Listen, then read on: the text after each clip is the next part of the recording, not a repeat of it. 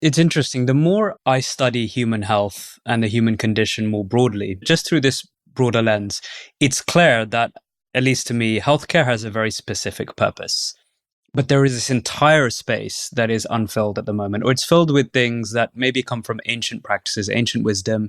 It comes from things that we maybe anecdotally experience and experiment with that have been spread by word of mouth. Maybe there are practices within specific cultures that do a lot more for human health in the health state, pre-disease state, and even in the disease state than we give it credit.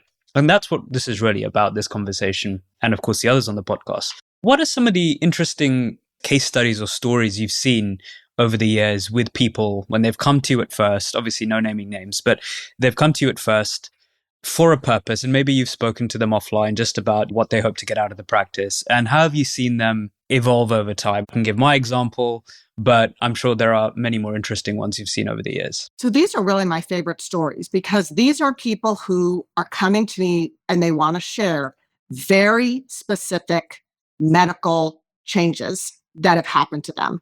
I had a retired cop come to me with kidney disease. His wife didn't love the yoga. This is a thing in life. Not everyone in your life wants to come do this with you. And it's hard because some people like to do things with their partners. And it doesn't always work out. His wife really didn't like coming here, but he loved it so much for about 5 years.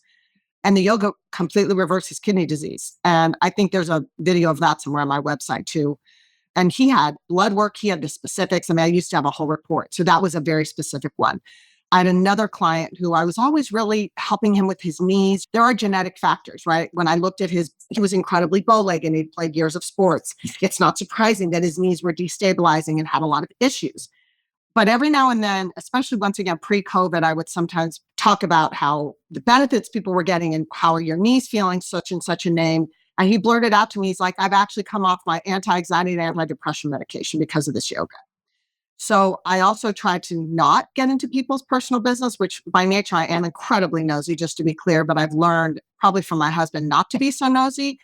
But I think because I've tried to respect people's privacy, there's something about yoga teachers that people want to tell us their deepest, darkest, which isn't always even appropriate, but people really want to share these medical changes. And it is a big one when people come and tell me, I've come off my antidepressive medication. I've come off my anti-anxiety medication because, there's side effects to all medications and you have to decide. Once again, these are personal. I don't get involved. Being on antidepressants is for you and your doctor to decide. It has nothing to do with me, but I love to hear that. We know that things can be overprescribed. We know that people can use medications for the wrong reasons or to cover up for feelings they do need to be feeling. Once again, none of that is my expertise. But these are some very specific things. I've had students come to me and tell me as long as they practice with us, they never had a migraine again.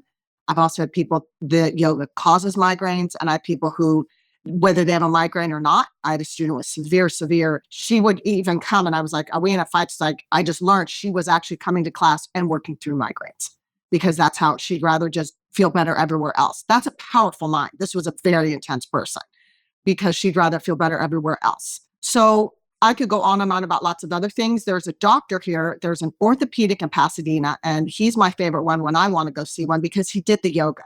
And he truly believes you should be in this room doing this yoga no matter what. He will send me post and pre-surgery. He has sent me people like they walk in with their neck fused. He told me to come here, and I'm like, are you sure? Yes. He says, I'm ready to move. And they always get better. I had a woman who came who had such bad sciatica, she could barely walk. These are things that make me, quite honestly, a bit uncomfortable. But he told her to come here.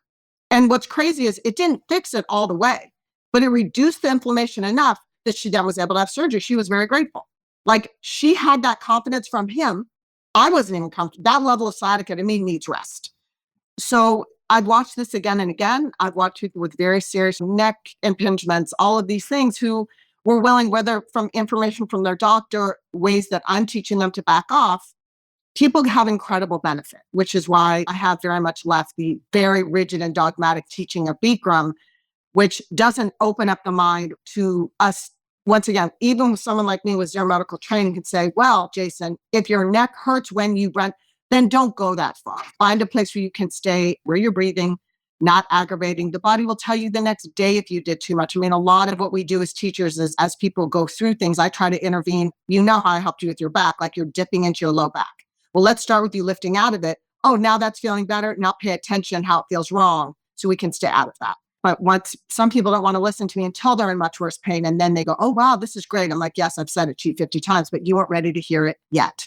On that, I do still need your help with my standing head to knee, but maybe we'll talk about that afterwards.